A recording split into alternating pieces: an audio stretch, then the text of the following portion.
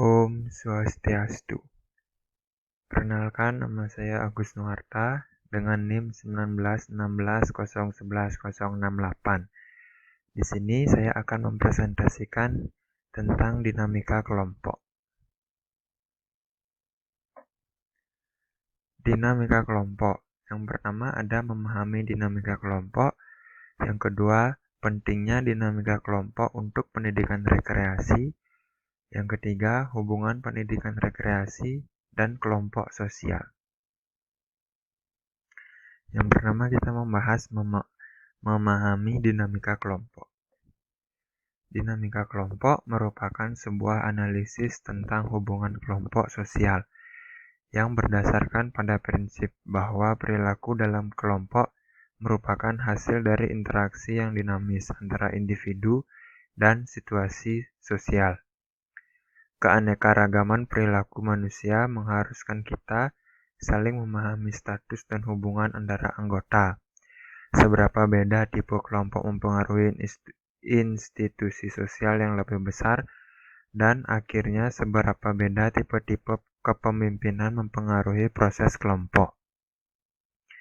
Melalui studi dinamika kelompok, akan dapat memahami bentuk perilaku di dalam kelompok dan hubungan yang berkembang di dalam kelompok tersebut.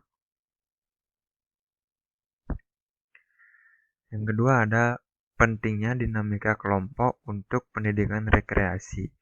Nah, di sini saya bagi menjadi 4. Yang pertama, pengikut kelompok yang berorientasi sosial, melakukan kegiatan dengan kelompok yang menekankan pada tujuan sosial. Proses kelompok menjadi bagian penting untuk masing-masing anggota. Kelompok sosial yang bisa dibentuk dalam pendidikan rekreasi di SMA, contohnya adalah klub PMR atau Palang Merah Remaja, Pramuka, dan Pecinta Alam. Yang kedua, pengikut kelompok yang berorientasi aktivitas. Dalam situasi rekreasi, fokus utamanya adalah ambil bagian dalam aktivitas.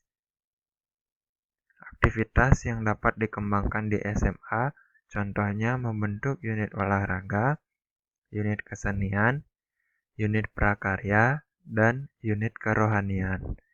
Unit-unit ini yang memfasilitasi anggotanya untuk terlibat aktif dalam aktivitas yang tersedia, dan kegiatan ini umumnya dilakukan di luar jam pelajaran kurikuler. Yang ketiga, ada bekerja secara sukarela. Karena kegiatan rekreasi lebih bersifat sukarela, maka anggota kelompok yang ada di dalam lingkungan itu akan dengan sangat ikhlas untuk sukarela bekerja demi tujuan kelompok. Contohnya, mengumpulkan pakaian bekas yang layak pakai, mengumpulkan dana untuk korban bencana alam, atau pengungsi karena kekerasan di daerah di mana mereka tinggal, memberi beasiswa kepada teman sekolahnya yang tidak mampu, dan lain-lain. Yang keempat, berhubungan dengan tim profesional. Dalam melakukan aktivitas rekreasi, sebaiknya guru menjalin hubungan dengan tenaga ahli yang memahami benar kegiatan tersebut. Contohnya, apabila sekolah akan menyelenggarakan pendidikan PMR, maka sekolah harus bekerja sama dengan rumah sakit atau bekerja sama dengan Palang Merah Indonesia atau PMI. Nah, yang terakhir dalam dinamika kelompok yaitu hubungan pendidikan rekreasi dan kelompok sosial. Yang pertama ada perencanaan, yang kedua ada pengorganisasian, yang ketiga ada pengarahan, dan yang terakhir keempat ada kontrol. Sekian video presentasi dari saya. Mohon maaf apabila ada salah kata. Saya tutup dengan Paramesanti. Om Santi.